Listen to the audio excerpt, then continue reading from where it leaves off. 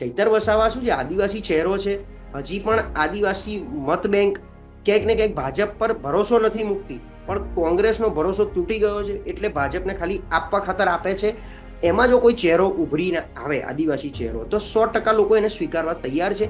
એમાં ચૈતર, અને એમાં જે ચૈતર ઉપર 2-4 વાર દમન થયું એનો કંઈક સોફ્ટ કોર્નર, એક લાગણી ઊભી થઈ લોકોમાં, એ એના નર્મદા જિલ્લાથી માંડી બધા ક્યાંક વલસાડ સુધી એનો એક અવાજ ઉઠ્યો અને લોકોએ સ્વીકાર્યો. તો તાલુકા પંચાયતમાં સારું એવું પરફોર્મન્સ આમ આદમી પાર્ટીએ કર્યું છે. 2-5 તાલુકા પંચાયત પર તો એમના પ્રમુખ આવવાના છે, 1-2 જગ્યાએ ટાઈ પાડી છે, એક આખી જિલ્લા પંચાયત નર્મદાની પોતાની જ એમની પાસે આવી ગઈ. એટલે આ જોતા હવે તમે સમજો, આપને જિલ્લા પંચાયત મળી અને કોંગ્રેસને ના મળી, ક્યાંય ના મળી. 34માંથી 33 ભાજપ પાસે, 34મી આપ પાસે. તો કોંગ્રેસનું આ પરફોર્મન્સ એટલે આપની સામે બી ટકવાનું અને ભાજપની સામે સત્તા લેવાનું, આ બધામાં કોંગ્રેસ પાસે જે મનોબળ હોવું જોઈએ એ ક્યાંય હજી પણ દેખાતું નથી.